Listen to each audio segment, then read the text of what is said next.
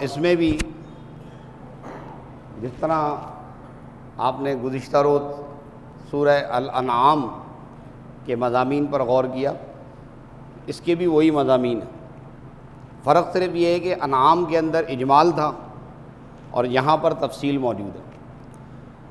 وحدانیت کی بات ہے، وجود باری تعالیٰ کی بات ہے، مذمتوں کی بات ہے، اور حضرات انبیاء کرام علیہ السلام، حضرت نوح علیہ السلام، ہود علیہ السلام، لوط علیہ السلام، شعیب علیہ السلام، ان کی اقوام اور ان کی امتوں کے حالات بھی بیان کیے گئے ہیں، ان کی برائیاں بیان کی گئی ہیں۔ تو سورہ اعراف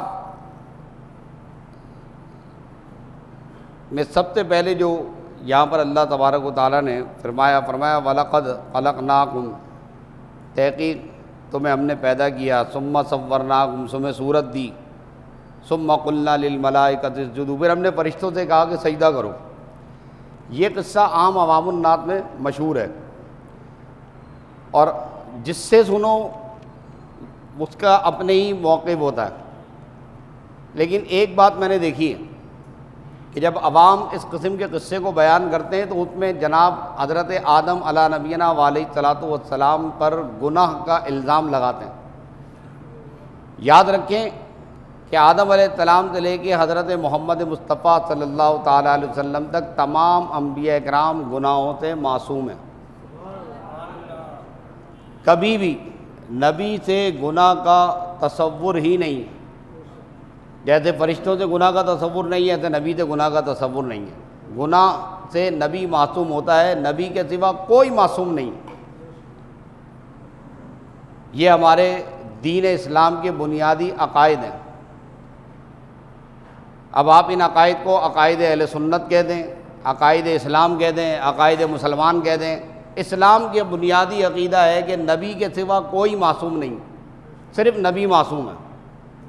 باقی علماء نے تصحیح فرمائی کہ حضرات صحابہ کرام علیہم رضوان، حضرات اہل بیت اطہار، یہ معصوم نہیں ہیں لیکن محفوظ عن الخطا ہیں۔ ان کے متعلق ہمارا عقیدہ یہ کہ یہ محفوظ عن الخطا، چاہے وہ حضرات صحابہ کرام ہو یا اہل بیت اطہار۔ اب یہاں قصہ بیان کیا گیا ہے کہ جب ہم نے آدم کو پیدا کیا، اس کو صورت دے دی، تو فرشتوں سے کہا کہ سجدہ کرو، تو ساروں نے سجدہ کیا سوائے ابلیس کے۔ ابلیس نے سجدہ نہیں کیا۔ اس سے پوچھا بھائی تمہیں سجدہ کرنے کے کس چیز نے منع کر دیا؟ ما منعک ان اللہ تسجد اذ امرتک، کس بات نے تمہیں روک دیا سجدہ کرنے سے؟ تو اب ابلیس کیا کہہ رہا ہے؟ انا خیر من، آئی ایم بیٹر دین ہم، میں اس سے بہتر ہوں بھائی، انا خیر من۔ سمجھ آ رہی ہے؟ اس میں تکبر کی بو آ رہی ہے۔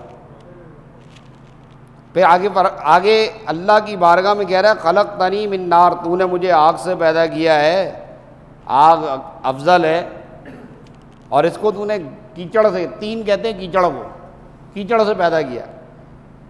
تو آگ افضل ہوتی ہے، بلند ہوتی ہے، صاف ستھری ہوتی ہے، کیچڑ ہے، میں افضل ہوں۔ جب اتنے تکبر کیا تو اللہ تبارک و تعالی نے فرمایا تم یہاں سے دفع ہو جاؤ، فخرج، گیٹ لاس فرام ہیئر، دفع ہو جاؤ یہاں سے، تم ذلیلوں میں سے ہو۔ تو اب یہ جا رہا ہے بارگاہ الہی سے، لعنت کا طوق اس کے گلے میں ڈل گیا ہے، ذلت کا طوق اس کے گلے میں ڈل گیا ہے۔ تو چونکہ یہ اللہ تعالیٰ کو جانتا ہے، معرفت تو ہے نا اس کو، تو پلٹ کے واپس کیا کہتا ہے؟ کہتا ہے انظرنی الی یوم یبعثون۔ اسے معلوم ہے کہ وہ بڑا کریم ہے، کہتا ہے مجھے مہلت دے قیامت کے دن تک کے لیے۔ تو اللہ تعالیٰ نے اس کو مہلت بھی دے دی، مہلت مانگی، اتنے مہلت ملتے ہی کیا کہتا ہے؟ کہتا ہے فَبِمَا أَغْوَيْتَنِي لَأَقْعُدَنَّ لَهُمْ صِرَاطَكَ الْمُسْتَقِيمَ۔ اب دیکھ میں تیرے سیدھے راستے پر بیٹھوں گا۔ کہاں بیٹھوں گا؟ ٹیڑھے بیڑے راستے پہ نہیں بیٹھے گا، جو راہ خدا کی طرف آ رہا ہوگا اس کو بھٹکائے گا، جو محبت رسول کا دعویٰ کرے گا اس کو بھٹکائے گا، جو اپنے باطن کی تزکیے کی طرف توجہ کرے گا اس کو بھٹکائے گا۔ صراطک المستقیم، کسی کسینو کے باہر نہیں بیٹھے گا، سینما کے باہر نہیں بیٹھے گا، شراب خانے کے باہر نہیں بیٹھے گا، گندی عورتوں کی محفل میں نہیں بیٹھے گا، یہ ہماری محفلوں میں آگے بیٹھے گا، یہاں نہیں بیٹھنے دے گا۔ آج تو اصل میں شیطان بند ہے نا، اس لیے ماشاءاللہ اچھا خاصا مجمع بیٹھا ہوا ہے، لیکن اگر غیر رمضان میں ہم پروگرام کرتے ہیں تو پھر مجمع کا پتہ نہیں ہوتا۔ صرف وہی لوگ آتے ہیں کہ جو اللہ تبارک و تعالیٰ سے ٹوٹ کر محبت کرتے ہیں۔ والذین آمنوا اشد حبا للہ، اشد سپرلیٹو ڈگری ہے، ٹوٹ کے محبت کرتے ہیں۔ وتبتل الیہ تبتیلا، ہاں سب سے ٹوٹ کر، ساری دنیا سے رشتے توڑ کر، بلکہ یوں کہوں کہ سب سے روٹ کر اس کے ساتھ لو لگا کے رہتے ہیں۔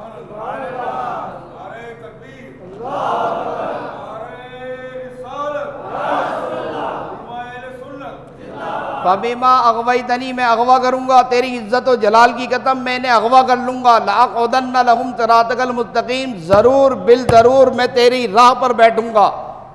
اور پھر دیکھنا، لَآتِيَنَّهُمْ مِنْ بَيْنِ أَيْدِيهِمْ وَمِنْ خَلْفِهِمْ، کبھی آگے سے آگے بہکاؤں گا، کبھی پیچھے سے آگے بہکاؤں گا، کبھی دائیں سے آگے بہکاؤں گا تو کبھی بائیں سے آگے بہکاؤں گا، دایاں بایاں آگا پیچھا، ہر طرف سے ان کے اوپر اٹیک کروں گا۔ یہ قرآن میں اللہ تعالیٰ نے بیان کیا ہے کہ شیطان تمہارا کھلا ہوا دشمن ہے، جس کے بارے میں پروردگار عالم میں کلیئر بتا رہا ہے۔ ہم اسی کے ساتھ دوستی بڑھاتے ہیں، اسی کی بات مانتے ہیں، اسی کی ہاں میں ہاں ملاتے ہیں۔ تو اللہ تبارک و تعالیٰ سے کہہ رہا ہے وَلَا تَجِدُ أَكْثَرَهُمْ شَاكِرِينَ، تو ان میں سے اکثر کو شکر کرنے والا ہے نہیں پائے گا۔ میں نے کہا نا تراویحوں کے دوران درمیان میں پانی پیتے رہا کریں، پانی پینے سے کیا ہوگا، آپ کا زبان جو ہے نا وہ تھوڑی تر رہے گی، گیلی گیلی رہے گی۔ جب زبان گیلی رہے گی، تر رہے گی، تو لفظ سبحان اللہ کہنا آپ کے لیے آسان ہو جائے گا۔ سبحان اللہ کہنا آپ کے لیے کیا ہو جائے گا، آسان ہو جائے گا۔ اصل میں پانی آپ لوگ نہیں پیتے نا تو زبان ہو گئی خشک، بالکل پتھر کی طرح، بلکہ تالو سے جا کے چپک جاتی ہے۔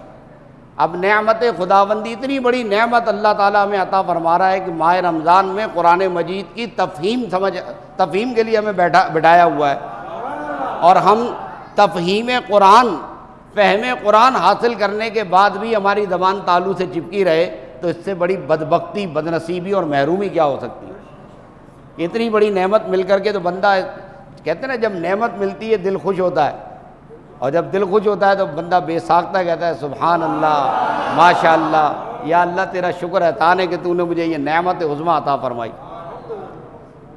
تو اب یہ کہہ رہا ہے کہ تیرے بندے جو ہے نا تو اکثر کو شکر گزار نہیں پائے گا۔ پروردگار عالم نے فرمایا اخرج منہا مذءوما مدحورا، دفع ہو جا یہاں سے،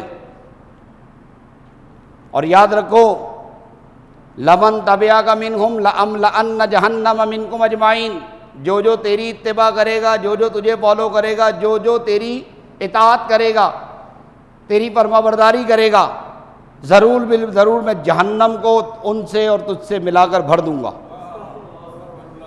پھر آدم سے فرمایا، اب یہ واقعہ سنیں، آدم سے فرمایا اسکن انت وزوجک الجنہ، تم اور تمہاری بیگم جنت میں رہیں، فکلا، کھاؤ پیو من حیث، جہاں سے چاہو، کوئی منع نہیں ہے، ولا تقربا ہذہ الشجرہ، یہ وہ جو درخت ہے نا، اس درخت کے بعد مت جانا۔ اب دیکھیں قرآن کریم کا جو ٹیکسٹ ہے نا، میں آپ تمام حضرات کو یہ بحیثیت ایک مسلمان کے مشورہ یہ دے رہا ہوں کہ جب قرآن کا ٹیکسٹ پڑھا کریں تو ٹیکسٹ تک محدود رہا کریں۔ ٹیکسٹ کے اندر ہمارے بعض لوگ جو ہے نا اسرائیلی روایات شامل کر دیتے ہیں، اسرائیلی روایات سے پرہیز کریں۔ قرآن کہہ رہا ہے ایک درخت، ہذہ الشجرہ، ایک درخت ہے۔ اب وہ درخت کس کا ہے؟ ہر آدمی اپنی اپنی تفسیر بیان کر رہا ہے، کوئی کہہ رہا ہے کیلے کا ہے، کوئی کہہ رہا ہے آم کا ہے، کوئی کہہ رہا ہے کینو کا ہے، کوئی کہہ رہا ہے گندم کا ہے، کوئی کہہ رہا ہے جو کا ہے، کوئی کہہ رہا ہے جوار کا ہے۔ میں نے کہا کسی کا بھی نہیں ہے بھائی، درخت درخت ہے، وہ کوئی بھی درخت ہے، کون سا درخت ہے، کس کا درخت ہے، مجھے یا آپ کو یا دنیا کے کسی بھی مسلمان کے لیے اس درخت کا نام جاننا کوئی ضروری نہیں ہے۔ ہماری ایمانیات کے باب میں نہیں ہے کہ یہ درخت اگر آپ کو نہیں پتا ہوگا تو آپ کا ایمان مکمل، درخت نہیں پتا تو نہیں پتا، پر قرآن نے کہا ہذہ الشجرہ، اس درخت کے قریب نہیں جانا۔ اگر تم درخت کے قریب گئے فتکون من الظالمین، تم ظالموں میں شمار ہوگے۔ فوسوس لہما الشیطان، شیطان نے دونوں کو پھسلا دیا. کیا کر دیا؟ پھسلا دیا. پہلے سپارے کے اندر بھی آپ نے یہ واقعہ سماعت فرمایا. قرآن مجید کا پہلا سپارہ اللہ تبارک و تعالیٰ نے وہاں بھی لفظ جو استعمال کیا وہ لفظ استعمال کیا فَأَزَلَّ ذَلَّ. ذلہ کہتے ہیں پاؤں کے سلب ہو جانے کو. قرآن انبیاء اکرام کی عصمت کو بیان کر رہا ہے. آدم علیہ السلام کے واقعے کو بیان کرتے ہوئے قرآن نے ایک مرتبہ بھی آدم کے متعلق یہ نہیں کہا کہ آدم نے گناہ کیا. وَنَسِيَ لَهُ کا لفظ استعمال کیا ہے. وَلَمْ نَجِدْ لَهُ عَزْمًا. مختلف آیات ہیں قرآن کی. وَلَمْ نَجِدْ لَهُ عَزْمًا. خالق کائنات کہہ رہے ہیں ہم نے آدم کا ارادہ نہیں پایا. ہم نے آدم دیکھا کہ آدم کا پاؤں سلپ ہو گیا، وہ بھول گیا. خالق زمین اور آسمان کا پروردگار اپنے نبی کی عظمت اور شان بیان کرتے ہوئے کہیں بھی گناہ کا لفظ استعمال نہیں کر رہا. اپنے پاک کلام میں ایک جگہ نہیں 3-4 جگہ اس نے آدم کے تذکرے کو بیان کیا، لیکن آدم علیہ نبینا علیہ الصلوۃ والسلام کے متعلق ایک بار نہیں کہا کہ آدم نے گناہ کیا. یہ ہماری مسلمان قوم ہے، اور اس مسلمان قوم کے بعد جاہل، گنوار، ان پڑھ، گدھے جو نبی کے بارے میں کہتے ہیں کہ نبی جو ہے گناہ کر چکا ہے، یہ آدم کی غلطی کا خمیازہ ہم بھگت رہے ہیں کہ ہم تو جنت میں رہنے والے جنتی لوگ تھے، یہ آدم نے غلطی کری. العیاذ باللہ. یہ جہالت ہے، کم علمی ہے. ایسے جملے کہنے کے بعد انسان دائرہ اسلام میں نہیں رہتا. پھر یار لوگ کہتے ہیں کہ مولوی کفر کے فتوے لگا رہا ہے، مولوی کے بعد مشین رکھی ہوئی ہے کفر کے. ہم نے کفر کا فتویٰ نہیں لگایا، تم نے کفر بیان کیا، ہم نے نشاندہی کی ہے. ہم کسی کو کیا کافر بنائیں گے؟ ہم تو صرف نشاندہی کر رہے ہیں کہ یہ جو جملہ تم نے کہا ہے، اس جملے کے کہنے کے بعد تم دائرہ اسلام میں نہیں رہے.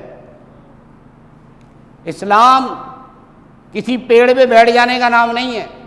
اسلام چند عقائد اور نظریات کا نام ہے. اسلام فکری گفتگو کرتا ہے. جب آپ کی فکر میں سقم پیدا ہو جائے، عقیدے اور نظریے میں سقم پیدا ہو جائے، تو پھر کسی صورت میں بھی آپ مسلمان نہیں رہ سکتے. حضرت آدم علیہ نبینا علیہ الصلوۃ والسلام کا واقعہ بیان کرتے ہوئے قرآن کہہ رہے فَأَزَلَّهُمَا، دونوں کا پاؤں سلپ ہو گیا.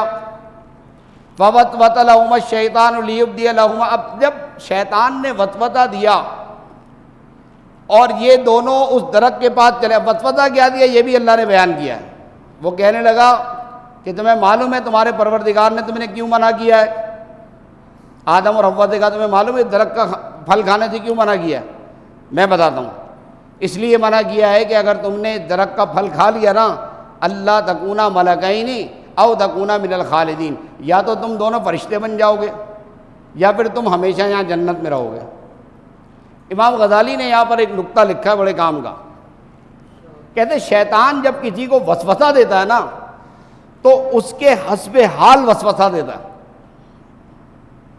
آدم اور حوا کو جو وسوسہ دیا وہ وسوسہ یہ دیا کہ یا تو تم فرشتے بن جاؤ گے یا ہمیشہ ہمیشہ کے لیے جنت میں رہ جاؤ گے. تو اب آدم علیہ السلام اور جناب حوا سلام اللہ علیہا، ان کی خواہش کیا تھی کہ جنت میں ہی رہیں، پروردگار کے سامنے رہے، اللہ تعالیٰ کا دیدار ہوتا رہے. تو وسوسہ بھی وہی والا دیا ہے. تو بسا اوقات شیطان ہم کو نیکی کے اندر بھی نیکی کے وسوسے دے رہا ہوتا ہے، لیکن اس نیکی کے وسوسے کی آڑ میں دوسرے لفظوں میں ہم سے ریاکاری کروا رہا ہوتا ہے. اور وہ ریاکاری جب ہوتی ہے تو نیکی ساری ضائع ہو جاتی، نیکی ضائع ہو جاتی. وَقَاسَمَهُمَا إِنِّي لَكُمَا لَمِنَ النَّاصِحِينَ. پتہ کیا کہہ رہا ہے؟ کہہ رہے میں تمہاری نصیحت تمہیں بہترین مشورہ دینے والا ہوں. اور پھر وہی ہوا کہ فَذَلَّهُمَا بِغُرُورٍ فَلَمَّا ذَاقَا الشَّجَرَةَ، دونوں نے آدم نے اور حوا نے دونوں نے اس پیڑ کو چکھ لیا. بَدَتْ لَهُمَا سَوْآتُهُمَا وَطَفِقَا يَخْصِفَانِ عَلَيْهِمَا مِنْ وَرَقِ الْجَنَّةِ. تو جیسے ہی اس پیڑ کا کوئی پھل انہوں نے کھایا، اس کا نتیجہ یہ ہوا کہ جنتی لباس جو تھا وہ دونوں کا اتر گیا. آدم و حوا ایک جنتی لباس پہنے ہوئے تھے، وہ پورا کا پورا اتر گیا. اور جب وہ جنتی لباس اتر گیا تو وہ جو جنتی لباس کے پیچھے تھا وہ ظاہر ہو گیا، یعنی باڈی ظاہر ہو گئی. جناب آدم کی بھی جناب حوا کی بھی. تو دونوں نے اپنی یہ جو باڈی ظاہر ہوئی اس کو چھپانے کے لیے درختوں کے پتے سے اپنا بدن ڈھانکنے لگے. امام طحاوی رحمۃ اللہ تعالیٰ علیہ نے اس کو بیان کیا ہے عاشیۃ الطحاوی میں کہ یہ جنتی لباس کیا تھا. کہ یہ پورا کا پورا جنتی لباس اتر گیا، اس کی نشانیاں رہ گئیں انسانی جسم میں، کہ جب وہ جنتی لباس ہاتھوں سے نکلا تو آخر میں یہ جنتی لباس رہ گیا. ناخون یہ جنتی لباس ہے. جب پیروں سے نکلا تو پیروں میں تھوڑا سا نشان رہ گیا. یہ جنت کی نشانی ہم ساتھ لیے پھر رہے ہیں. یہ جنتی لباس کی نشانی ساتھ لیے پھر رہے ہیں. آپ فرماتے ہیں کہ جب حضرت ابوبکر صدیق رضی اللہ تعالیٰ عنہ تشریف فرما ہے، آذان میں جناب بلال نے کہا اشہد ان محمد رسول اللہ، تو جناب صدیق اکبر رضی اللہ تعالیٰ عنہ نے اپنے دونوں انگوٹھوں چوما اور آنکھوں سے لگا لیا. جب انگوٹھوں کو چوم کر آنکھوں سے لگایا، جناب رسالت مآب صلی اللہ علیہ وسلم نے پوچھا ما فعل یا ابا بکر، اے ابو بکر یہ کیا کیا آپ نے بھائی؟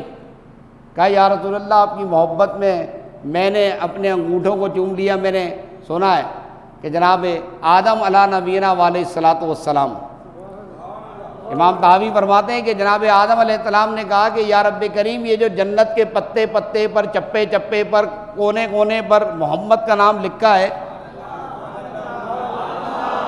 بھائی یہ من ہوا محمد، یہ محمد کون ہے؟ تو اللہ تبارک و تعالیٰ نے فرمایا کہ اے آدم یہ محمد جو ہے تمہاری اولاد میں سب سے آخری نبی ہے، تمہارا بیٹا ہے اور سب سے آخری نبی ہوگا، لیکن تم سے پہلے پیدا ہو چکا ہے، اس لیے پوری جنت کے چپے چپے میں پتے پتے میں اس کے نام لکھے ہوئے. تو اب حضرت آدم علیہ السلام نے کہا کہ یا رب کریم پھر اس مقدس محترم شخصیت کے واسطے ہی میری جو لغزش ہے اس سے تو سر پہ نظر فرما، اور یہ جو میرا ساتھی ہے یعنی حوا اس کے ساتھ میرا نکاح کر دے. تو جناب آدم علیہ السلام کی ریکویسٹ پر اللہ تعالیٰ نے فرمایا ٹھیک ہے تم ایسا کرو محمد کی ذات پر 10 مرتبہ درود شریف پڑھو، یہ تمہارا مہر ہو جائے گا. 10 مرتبہ درود شریف پڑھو، یہ مہر ہو جائے گا، تمہارا نکاح حوا کے ساتھ کر دیں گے. تب آدم علیہ السلام کے دل میں شوق پیدا ہوا کہ او ہو اتنی عظیم ہستی ہے تو لاؤ اس کی زیارت تو کروں، اور اس کی پروردگار اس کا چہرہ تو دکھا دے، وہ اتنی عظیم ہستی. تو اللہ تبارک و تعالی نے فرمایا اپنے ناخنوں میں دیکھو. جناب آدم علیہ السلام نے اپنے ناخنوں میں دیکھا تو پیارے مصطفیٰ صلی اللہ علیہ وسلم کا چہرہ چمکتا ہوا نظر آیا. فرط عقیدت نے محبت کے ساتھ انگوٹھوں کو چوم لیا.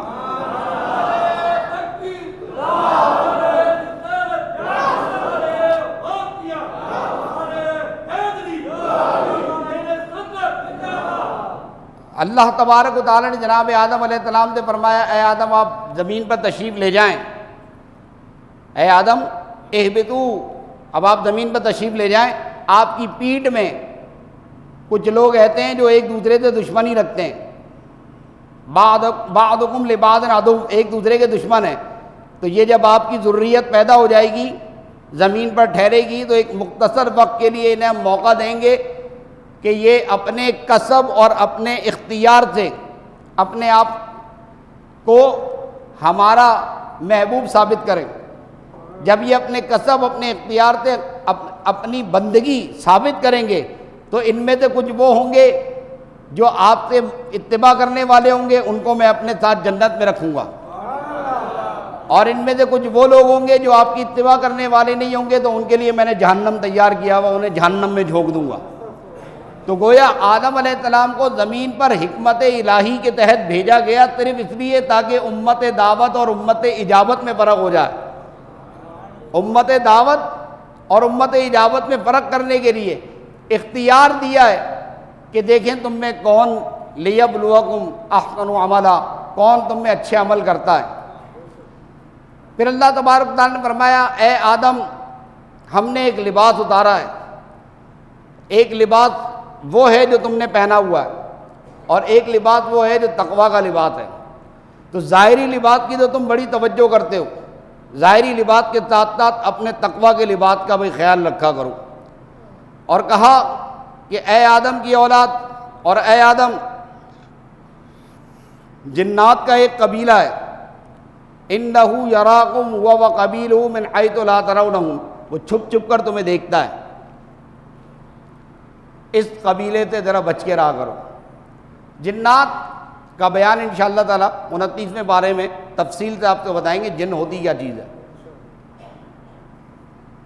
دو ہی روئے زمین پر دو ہی مخلوقات ہیں، یا انسان ہے یا جنات ہیں۔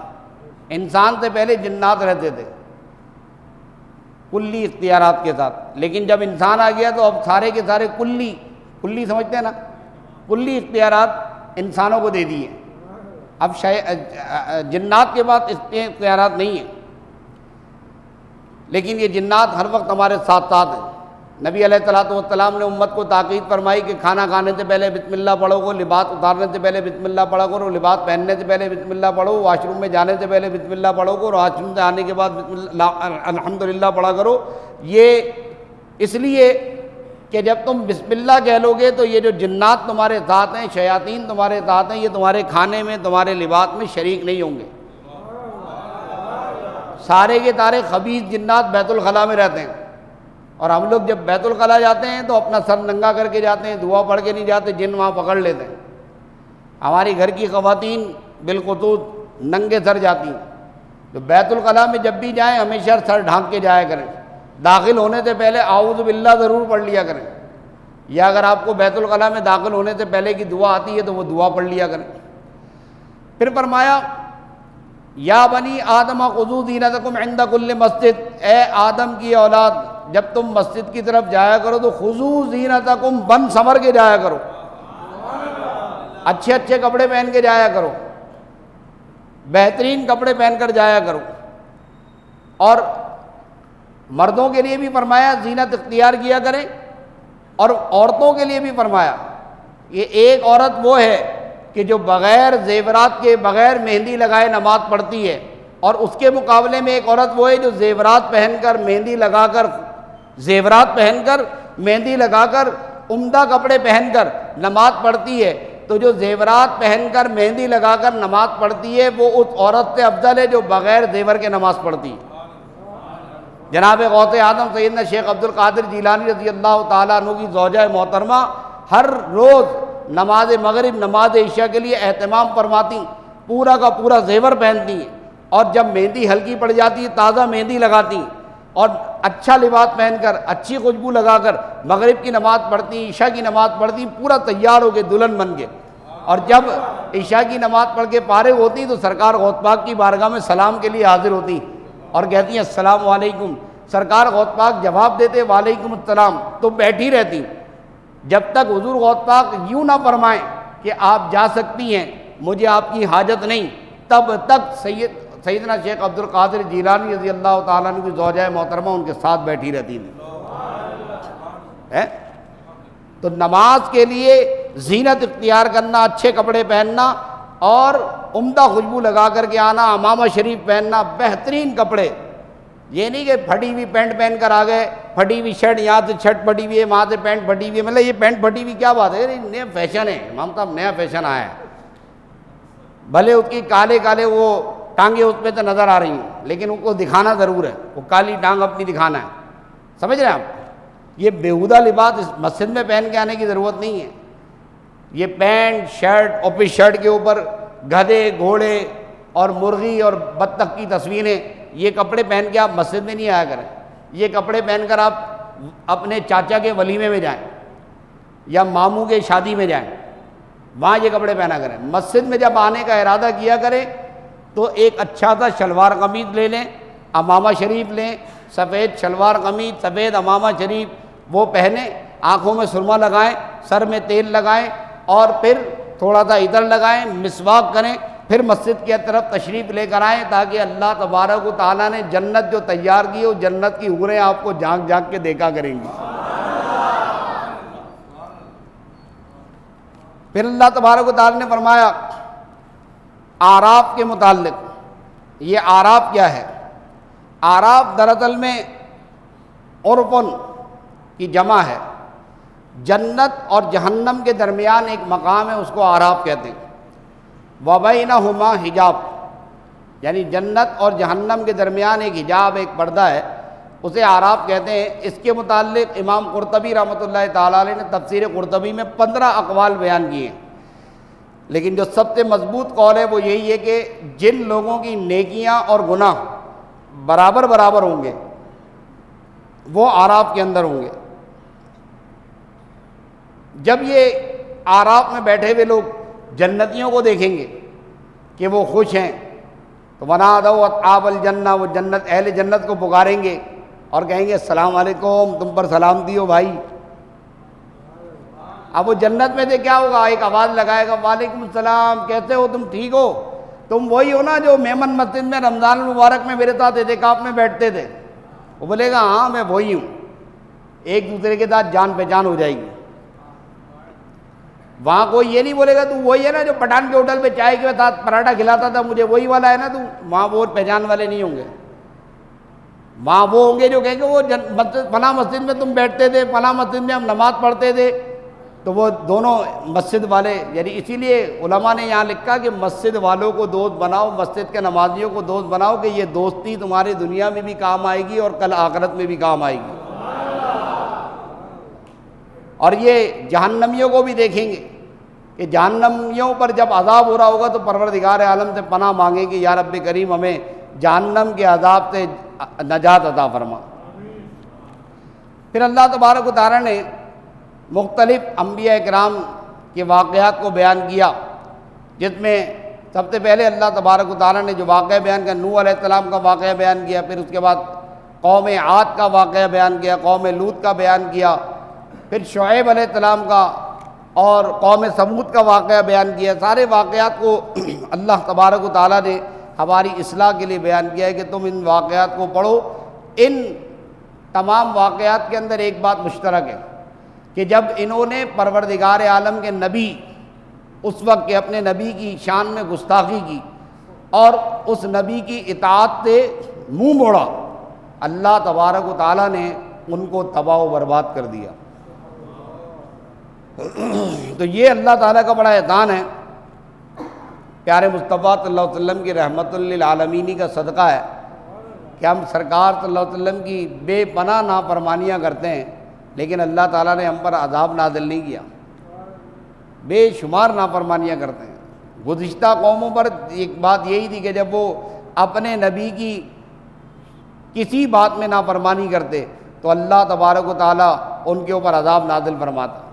پھر موسیٰ علیہ السلام کا واقعہ بیان کیا کہ حضرت موسیٰ علیہ نبینا علیہ السلام نے پروردگار عالم کی بارگاہ میں درخواست کی کہ یا رب کریم، رب ارنی، مجھے دکھا دے اپنا جلوہ، انظر الیک، میں تجھے دیکھنا چاہتا ہوں۔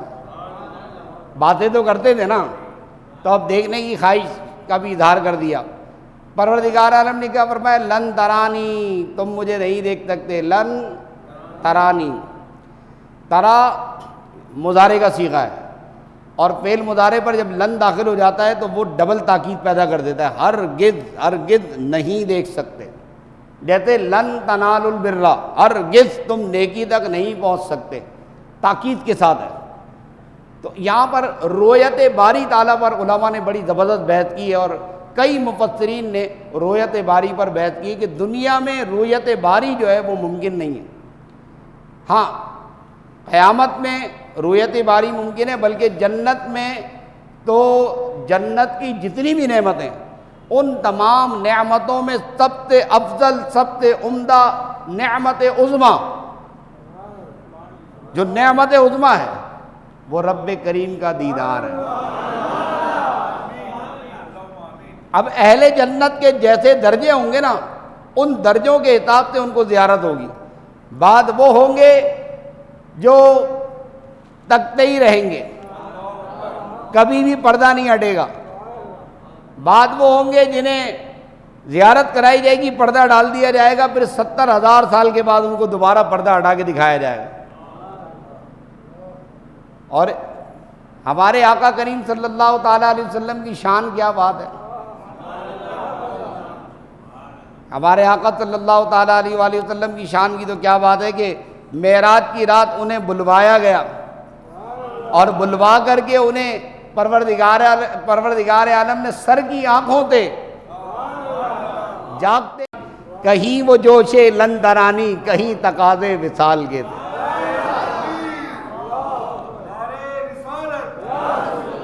ہم اس نبی کے امتی ہیں جن کا قطرے دنا تک آنا جانا ہے۔